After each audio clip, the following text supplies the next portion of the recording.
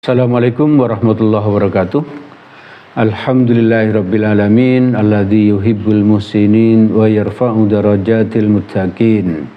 Asyhadu an la ilaha illallah wahdahu la syarikalah wa asyhadu anna Muhammadan abduhu wa rasuluh la nabiyya ba'dah.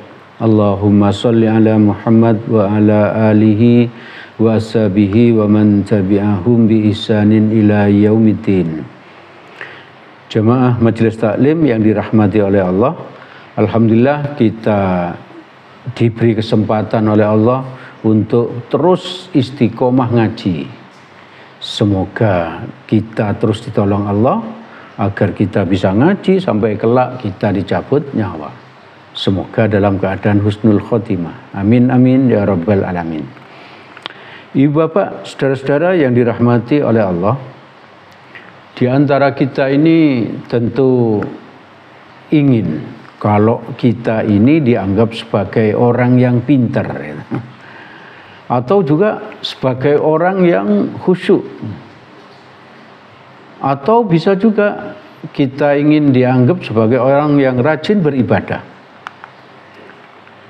Adalah orang lain lagi ingin dianggap sebagai orang yang dermawan, yang dermawan. Atau juga sebagai orang yang suka menolong orang lain. Dan banyak lagi keinginan orang-orang itu yang baik-baik, yang baik-baik. Tentu hal itu merupakan hal yang manusiawi, hal yang manusiawi. Cuman harus berhati-hati, harus berhati-hati karena hal-hal keinginan-keinginan seperti tadi itu, kalau kita tidak berhati-hati bisa menimbulkan kesombongan, bisa menimbulkan kok ingin dipuji berlebihan, sehingga kalau pada akhirnya nanti kita akan meremehkan orang lain, bahkan kita bisa jadi tidak akan taat kepada Allah, tidak taat kepada Allah. Kenapa begitu? Karena memang ini hal-hal yang saya sebutkan tadi itu kalau dirangkum itu bisa dianggap kita itu ingin dipuji orang, ingin dipuji orang. Dan itu merupakan merupakan penyakit yang paling tua, yang dialami oleh iblis, yang dialami iblis. Kita pernah sampaikan bahwa ketika Adam itu diciptakan, lalu Adam itu diajari nama-nama. Lalu iblis ditanya, malaikat ditanya tentang nama-nama itu tidak bisa, tidak bisa karena memang mereka belum diajari. Untuk apa tidak diajari? Untuk menunjukkan bahwa mereka itu ada keterbatasan, ada keterbatasan. Lalu Adam itu diajari, itu diajari. Lalu iblis dan malaikat tidak bisa, maka untuk menghormati Adam yang punya ilmu, nah ini ibu bapak, saudara-saudara yang dirahmati oleh Allah, Allah ingin menunjukkan kepada kita bahwa orang yang berilmu itu layak dihormati, layak dimuliakan. Oleh karena itu mari kita terus ngaji agar kita layak untuk dihormati. Nah, iblis sama malaikat disuruh sujud kepada Adam sebagai penghormatan atas ilmu yang dimiliki Adam. Lalu semua malaikat sujud, tapi iblis tidak mau, iblis tidak mau. Lalu ditegur oleh Allah, kenapa kok tidak mau? Nah, dialog antara iblis dengan Allah itu diabadikan oleh Allah di Quran surat ke-7 ayat ke-12. Iblis ditegur, wahai iblis, kenapa kamu kok tidak mau ketika aku menyuruhmu untuk sujud pada Adam? Maka iblis menjawab, qala ana khairum minhu. Nah, jawaban iblis inilah yang kita harus berhati-hati. Apa itu artinya? Artinya adalah menurut iblis, katanya iblis lebih baik daripada Adam, Nah, jadi iblis sudah mengaku lebih baik, Itu menunjukkan merasa lebih, Makanya itu kita mesti hati-hati kalau ingin mendapatkan pujian-pujian itu, jangan sampai punya penyakit seperti iblis ini. Bisa jadi sombong, meremehkan Adam, merasa dirinya lebih hebat dari Adam. Satu. Bahkan yang lebih fatal iblis karena ingin dipuji itu maka dia tidak mau menerima atau melaksanakan perintahnya Allah. Itu artinya apa? Kita pun kalau ingin dipuji berlebihan, suatu hari kita akan bisa jadi tidak taat kepada perintahnya Allah. Seperti yang dialami iblis, ya, seperti yang dialami iblis. Maka kita harus berhati-hati, Nah, bagaimana agar kita itu tidak ingin dapat pujian, atau kalau dipuji orang kita tidak menikmati berlebihan, ya, tidak menikmati berlebihan. Maka satu yang kita bisa lakukan, sebetulnya banyak ya. Di kesempatan ini saya sampaikan beberapa aja, 2 atau 3 gitu ya. Jadi yang pertama kita harus menyadari bahwa kita dalam sehari semalam berjanji kepada Allah bahwa kita ini tidak ingin dipuji. Apakah Bapak Ibu saudara-saudara sadar kalau setiap hari semalam minimal berjanji kepada Allah tidak ingin dipuji? Ketika kita sholat ya, sholat itu kan yang fardu, yang harus kita lakukan itu ada 17 rakaat ya. Duhur, asar, maghrib, isya, subuh, itu kalau di total itu ada 17 rakaat. Dan di setiap rakaat kita harus membaca Quran surat Al-Fatihah. Nah, di Quran surat Al-Fatihah ayat yang kedua kita baca apa? Alhamdulillahirabbil alamin. Alhamdulillahirabbil alamin. Alhamdulillahirabbil alamin itu bukan ayat pertama ya. Ayat pertamanya itu adalah bismillah ya. Bismillahirrahmanirrahim itu ayat pertama, ayat keduanya alhamdulillahirabbil alamin. Karena para ulama sepakat bahwa bismillah di surat Al-Fatihah itu termasuk ke dalam ayat ya, ke dalam ayat. Jadi surat pertama, ayat kedua alhamdulillahirabbil alamin. Kita baca itu 17 kali ya dalam sehari semalam ya, minimal. Belum lagi kalau kita sholat sunnah rawatib, belum lagi kalau kita sholat sunnah duha, belum lagi kalau kita sholat tahajud dan sebagainya. Berarti kita berjanjinya kepada Allah lebih banyak ya. Artinya apa itu? Segala puji hanya bagi Allah, Tuhan semesta alam. Jadi semua pujian itu hanya untuk Allah ya. Jadi kita mengakui 17 kali minimal dalam sehari bahwa semua pujian itu adalah haknya Allah. Berarti manusia ini seperti kita ini tidak berhak untuk dipuji ya.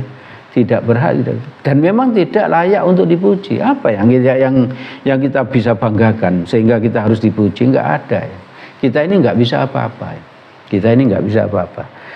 Dan tidak layak untuk untuk meminta pujian. Jadi kalau kita melakukan sesuatu yang baik, maka kita tidak minta pujian. Kalau ada orang yang memuji, ya kita bersyukur, alhamdulillah ya. Semoga bahkan kita berdoa, ya Allah, semoga apa yang dikatakan itu benar gitu. Pujiannya itu benar. Bukan hanya ini pemerah bibir saja, bukan seperti itu ya. Jadi ibu bapak, saudara-saudara, kita ingat bahwa kita sudah mengakui bahwa yang layak dipuji itu hanya Allah. Dan kita sebagai manusia tidak layak dipuji. Kita memang harus melakukan hal-hal yang terpuji, tapi tanpa mengharapkan pujian. Kita wajib untuk menjadi orang pandai, tapi tidak mengharap agar orang memuji kita itu pandai dan lain sebagainya. Jadi sesuatu yang baik itu memang harus kita lakukan, tapi tidak mengharapkan pujian atas kebaikan kita. Lalu yang kedua, merasa tidak punya apa-apa ya, merasa tidak bisa apa-apa. Agar kita itu tidak mengharapkan pujian ya. Kita merasa bahwa kita ini tidak bisa apa-apa kecuali jika ditolong oleh Allah. Maka itu kita selalu berzikir setiap saat, setiap kita ingat, dan diusahakan sering-sering ingat bahwa kita berzikir la haula wala quwata illa billah. Tidak ada daya dan kekuatan kecuali jika ditolong oleh Allah. Sering-sering di dalam hati kita berzikir seperti itu. La haula wala quwata illa billah. Sering seperti itu. Kalau kita ada perasaan sombong di dalam hati, kita langsung ingat la haula wala quwata illa billah. Tidak ada daya dan kekuatan kecuali jika bersama Allah. Kalau kita sering ke masjid lalu kita merasa khusyuk, langsung kita ingat ini la haula wala quwata illa billah. La haula wala quwata illa billah. Dan ada baiknya juga kita bandingkan apa yang kita lakukan, ibadah kita, kalau kita merasa hebat dengan amal ibadah kita bandingkan dengan yang dilakukan para sahabat ya. Coba kita ingat, kalau kita ini merasa paling berjasa untuk Islam karena sering ngaji, Bapak Ibu sering ngaji, bahkan menyampaikan kajian misalnya, lalu merasa paling berjasa untuk Islam, kita ingat bagaimana sahabat Nabi Mus'ab bin Umair ya. Ada yang tahu Mus'ab bin Umair ya? Bapak Ibu baca ya buku apa? Buku Peri Hidup 60 karakteristik 60 sahabat Nabi. Di situ lengkap ya. Bagaimana Mus'ab bin Umar, bagaimana Abdullah bin Umar dan sebagainya dan sebagainya. Nah, dengan membaca buku itu insya Allah kita bisa membandingkan dengan mereka sehingga kita tidak sombong, tidak ingin dipuji. Mus'ab bin Umair itu adalah anaknya orang kaya. Anaknya orang kaya, pakaiannya perlente. Begitu beliau itu masuk Islam, oleh ibunya langsung dilucuti semuanya. Tidak diberi fasilitas sama sekali. Tidak diberi fasilitas. Bahkan pakaiannya sangat-sangat sederhana. Sangat-sangat sederhana. Tapi hebatnya oleh Nabi, Mus'ab bin Umar dijadikan apa? Dijadikan duta Islam pertama ke Madinah ya. Jadi sebelum umat Islam itu hijrah ke Madinah, maka Nabi mengutus Mus'ab bin Umair ini untuk menyiapkan segala sesuatunya, mengumpulkan orang-orang Madinah yang waktu itu masih kafir, diceramai oleh Mus'ab sehingga banyak di antara mereka yang masuk Islam. Bahkan 2 pemimpin suku yang tadinya itu saling berperang terus itu masuk Islam. Nah, setelah banyak masuk Islam, kondisinya sudah kondusif, barulah sahabat-sahabat yang lain itu berhijrah ke Madinah, termasuk Nabi. Jadi kalau kita merasa paling berjasa untuk Islam, kita ingat bagaimana jasanya Mus'ab bin Umair. Bagaimana jasanya Mus'ab bin Umair. Lalu apabila kita merasa orang yang paling dermawan misalnya, karena kita memang mungkin dermawan ya, memang kita dermawan. Tapi kalau kita sudah merasa dermawan, coba kita ingat bagaimana sahabat Nabi Abdurrahman bin Auf ya. Abdurrahman bin Auf itu kan pernah suatu hari di Madinah itu debu-debu berterbangan. Lalu ramai ya, suara ramai gaduh. Ternyata apa? Ternyata 700 ekor ontanya Abdurrahman bin Auf itu masuk ke kota Madinah. 700 ekor onta itu selengkap dengan sembako. Jadi penuh dengan sembako. Semuanya oleh Abdurrahman bin Auf disedekahkan ke Baitul Mal. Coba, pernahkah kita bersedekah, berinfak 700 ekor onta lengkap dengan sembako? 700 ekor onta aja sudah berapa harganya? Sudah berapa harganya? Bisa dihitung sendiri nanti. Kalau satu onta aja 40 juta misalnya, kali 700 ekor, berapa sudah sedekahnya Abdurrahman bin Auf? Juga ingat apa? Sedekahnya Utsman bin Affan. Utsman bin Affan kan terkenal sangat-sangat dermawan. Pernah sumber air di Madinah itu dikuasai orang Yahudi. Maka orang Islam yang butuh air beli ke orang Yahudi itu, belinya mahal. Maka oleh Utsman bin Affan singkat ceritanya dibeli sumur itu dan diberikan gratis ke orang Islam. Luar biasa loh. Belum lagi kalau ada peperangan, Utsman bin Affan itu menyerahkan ini, menyerahkan itu. Sangat-sangat dermawan. Jadi kalau kita ini merasa sudah dermawan, ingat-ingat 2 sahabat ini aja, ya nggak usah ke Abu Bakar, nggak usah ke Umar dan lain sebagainya. Karena semuanya sahabat Nabi itu tidak ada yang medit, ya, tidak ada yang bakhil. Lalu kalau kita sudah merasa paling husyuk, sudah husyuk sholatnya, coba kita ingat bagaimana sholatnya Ali bin Abi Thalib ya. Ali bin Abi Thalib itu kan pernah pahanya ini di dalam satu peperangan pernah kena panah ya, ditembus panah pahanya. Waktu itu kan nggak ada obat bius. Bagaimana cara mencabutnya? Maka Ali bin Abi Thalib waktu itu minta izin untuk sholat sunnah dan berpesan kepada sahabat, nanti kalau saya sedang sujud, tolong panah ini dicabut. Maka benar ketika Ali bin Abi Thalib itu sujud, panah tadi dicabut dan Ali bin Abi Thalib tidak merasakan sakit. Apa artinya? Betapa khusyuknya sholatnya Ali bin Abi Thalib. Dicabut panahnya loh, tidak merasa sakit, saking khusyuknya gitu. Coba kita ya, sedang sholat digigit nyamuk, kira-kira kita kuat nggak menahan gitu. Nah itu kalau sudah merasa paling khusyuk, ingat Ali bin Abi Thalib dan lain sebagainya ya, dan lain sebagainya. Baca buku 60 karakteristik peri hidup sahabat Nabi. Itu penting bagi kita ya, untuk membentuk kepribadian kita. Ibu bapak, saudara-saudara yang dirahmati oleh Allah, itu yang bisa kami sampaikan pada kesempatan ini, bahwa hati-hati apabila kita itu berbuat kebaikan, lalu kita itu ingin dipuji orang lain, maka itu berarti kita sudah terkena apa? Penyakitnya iblis.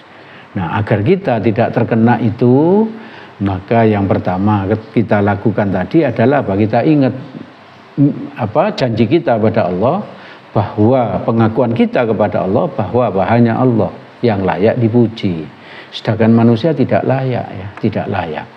Itu yang pertama. Yang kedua, kalau kita merasa hebat, merasa khusyuk, merasa dermawan dan lain sebagainya, ingatlah apa yang dilakukan sahabat Nabi. Ternyata kita tidak ada apa-apanya. Maka kita sering-sering berzikir la haula wala quwata illa billah. Oke, itu yang bisa kami sampaikan. Segala yang baik dan benar semuanya berasal dari Allah Subhanahu wa taala. Semoga ada manfaatnya bagi kita. Semoga Allah menolong kita agar kita bisa mengamalkannya. Apabila ada salahnya, saya mohon maaf yang sebesar-besarnya. Billahi taufik wal hidayah. Assalamualaikum warahmatullahi wabarakatuh.